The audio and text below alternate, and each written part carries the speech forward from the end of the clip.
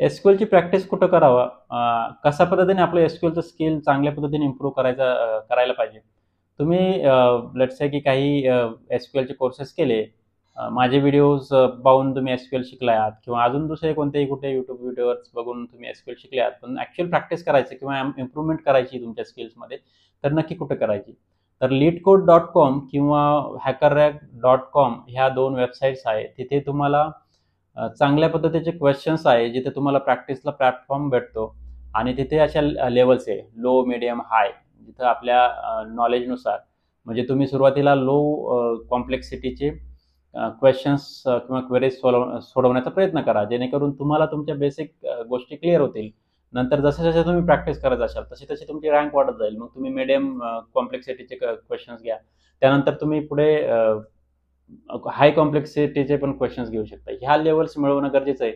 आता ह्या का करायच्या, तर ह्याच तुम्हाला हेल्प करतील जेव्हा तुम्हाला इंटरव्ह्यूमध्ये काही क्वेश्चन्स विचारले जातील एसक्यूएलमध्ये, की तुम्हाला असे क्वेश्चन्स आहे, तर त्यासाठी तुम्ही क्वेरी लिहायची, तर कशी लिहिशाल. एखादा सिनेरिओ देतील आणि त्यावर तुम्हाला क्वेरी लिहायला लावतील.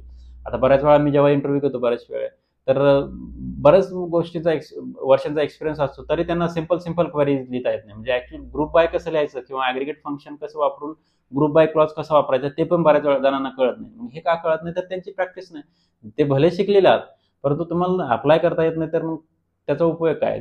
बऱ्याच वेळा बऱ्याच गोष्टी आपल्याला माहीत असतात, परंतु ॲक्च्युअल जेव्हा क्वेरी लिहिण्याची वेळ येते त्यावेळेस ते समजत नाही. त्यासाठी ह्या टूल्सवरती, ह्या वेबसाईट्सवरती तुम्ही प्रॅक्टिस करा.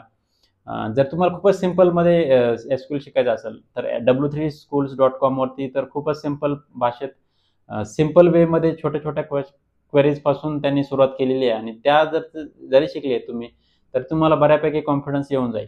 आणि थोडंसं ॲडव्हान्समध्ये मग ह्या वेबसाईट्स बघा, LeetCode आणि हॅकर रँकमध्ये, पण ह्या नक्की करा. कारण एसक्यूएल जर तुमचं परफेक्ट असेल, तर बऱ्याच वेळा तुम्हाला जेव्हा इंटरव्ह्यूमध्ये जरी तुम्ही डेटा अनालिसिससाठी जातात, डेटा सायन्ससाठी जातात, पण तुम्हाला एसक्यूएल क्वेरीज कुठेही क्वेश्चन्स विचारले जाऊ शकतात. हे महत्त्वाचं आहे.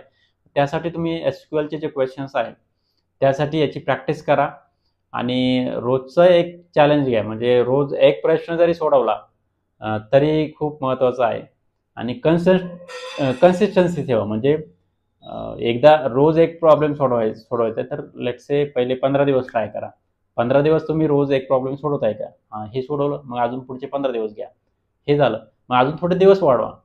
मग 30 दिवस तुम्ही पूर्ण एक प्रॉब्लेम सॉल्व्ह केला, तर अजून पुढचे 1 महिना डायरेक्ट चॅलेंज घ्या. हे केलं तर तुम्ही नक्कीच तुमचं एसक्यूएलचं जे नॉलेज आहे ते इम्प्रूव्ह व्हायला नक्कीच मदत होईल.